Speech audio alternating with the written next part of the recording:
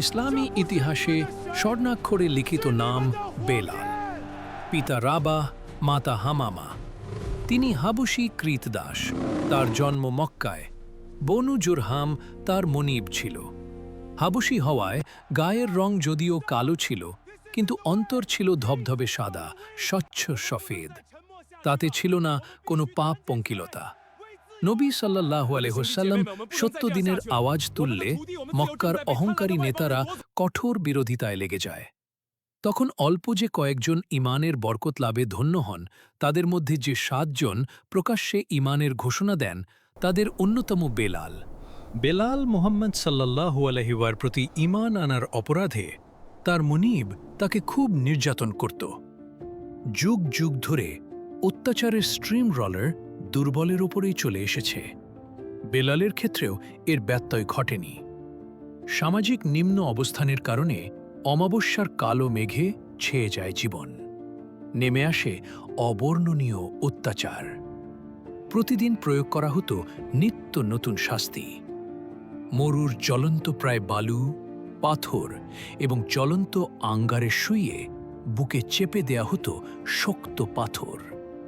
কখনো ছাগলের মতো গলায় রশি পেঁচিয়ে টেনে হেঁচড়ে ঘুরানো হতো মক্কার অলিতে গলিতে। শক্ত পাথরের আঘাত ও খোঁচায় ক্ষতবিক্ষত হয়ে যেত শরীর। এত শত কষ্ট সহ্য করেছেন, তবুও তিনি ঈমান ত্যাগ করেননি। অভিশপ্ত আবু জাহেল বেলালকে উপুর করে শুইয়ে দিয়ে বুকের ওপর বড় পাথরখণ্ড চাপিয়ে দিত। দুপুরে রোদের প্রখরতা ও পাথরে বালুর উত্তপ্ত যখন কষ্ট শতগুণ বেড়ে যেত, তখন বলতো, বেলাল, এখনো মুহাম্মাদের আল্লাহ থেকে ফিরে আয়। উত্তরে তার মুখ থেকে বের হতো মধুর শব্দ, আহাদ, আহাদ, আল্লাহ এক, আল্লাহ এক। উমাইয়া বিন খালাফ বেলালকে শাস্তিদানে বেশি উৎসাহী ছিল এবং সেই নিত্য নতুন শাস্তির কলা কৌশল বের করত। কখনো দুর্গন্ধময় উটের চামড়ায় পেঁচিয়ে, আবার কখনো লোহার পোশাক পরিয়ে দুপুরের অগ্নিবর্ষিত রোদে বসিয়ে দিয়ে বলত, তোমার আল্লাহ লাত, উজ্জা। কিন্তু বেলাল ধৈর্যের ইস্পাত কঠিন পাহাড়। এক আল্লাহর ঈমানে অটল, অনর। তার পবিত্র মুখে উচ্চারিত হতো পবিত্র নাম, আহাদ, আহাদ। কাফেরেরা বলতো, বেলাল, আমরা যে শব্দগুলো বলি সেগুলোই বল। তিনি উত্তর দিতেন, তোমাদের শব্দগুলো আমি উচ্চারণ করতে পারি না। একদিন আবু বকর রাদিয়াল্লাহু আনহু কোথাও যাচ্ছিলেন। তিনি বেলালের শাস্তি ভোগ করার দৃশ্য দেখে কষ্ট পেলেন, শঙ্কিত হলেন। মোটা অঙ্কের অর্থের বিনিময়ে বেলালকে কিনে আজাদ করে দিলেন।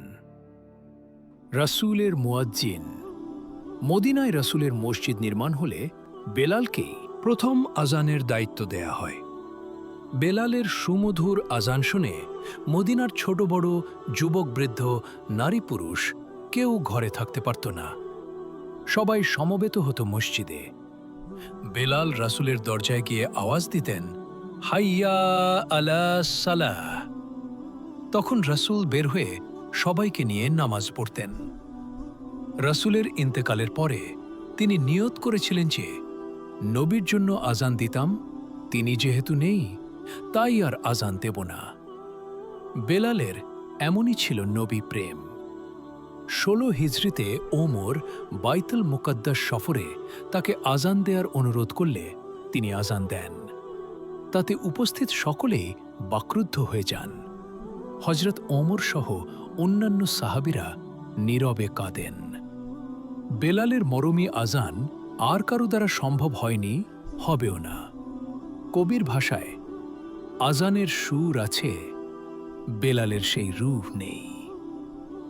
নবী প্রেমে সিক্ত হৃদয়। নবী প্রেমী এই সাহাবী নবীর বিরহ সইতে না পেরে সিরিয়ায় স্থায়ী বসবাস শুরু করেন। দীর্ঘদিন পরে একদিন নবীজিকে স্বপ্নে দেখেন। নবী তাকে বলছেন, বেলাল, এমন নিরস জীবন আর কতকাল? আমার জিয়ারতের সময় কি এখনো হয়নি? নবী প্রেমের ক্ষত তাজা হলে তিনি মদিনায় ফিরে আসেন। নবীর রওজার সামনে এলে জবাই করা মুরগের মতো ছটফট করতে থাকে।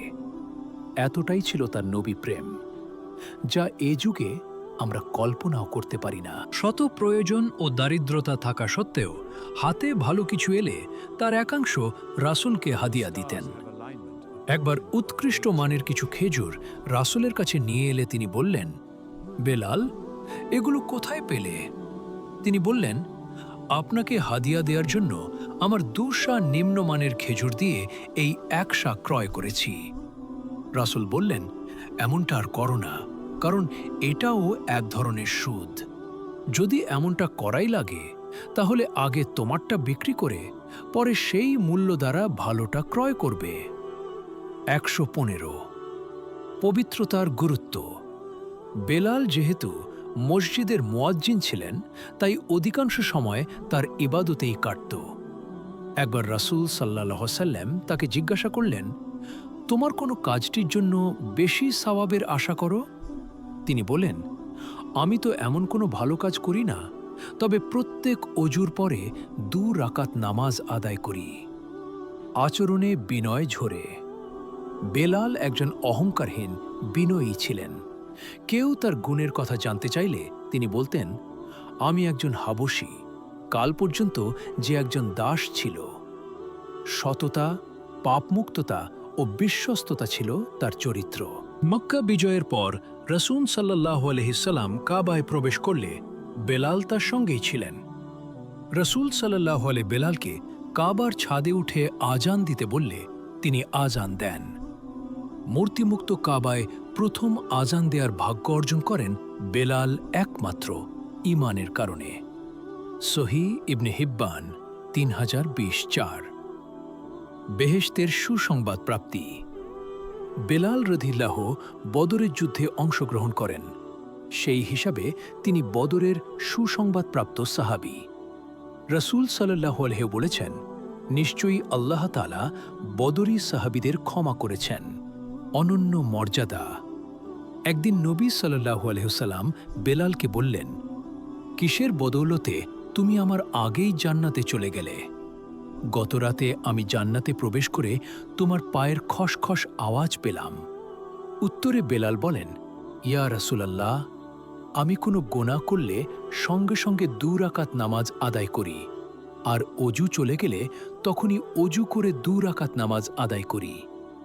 নবীজি বলেন, এই 2 আমলের কারণেই তোমার এই মর্যাদা। মুসনাদে আহমদ 2324। জীবন থেকে শিক্ষা। দ্বীনের জন্য, আপন ঈমান বাঁচানোর জন্য কতটুকু ত্যাগ করতে হবে তা হযরত বেলাল রাদিয়াল্লাহু আনহু আমাদের দেখিয়েছেন। তিনি আমাদের শিখিয়েছেন হাজারো কষ্ট ও যাতনায়, নিপীড়ন আর নির্যাতনে কিভাবে ঈমানকে আগলে রাখতে হয়।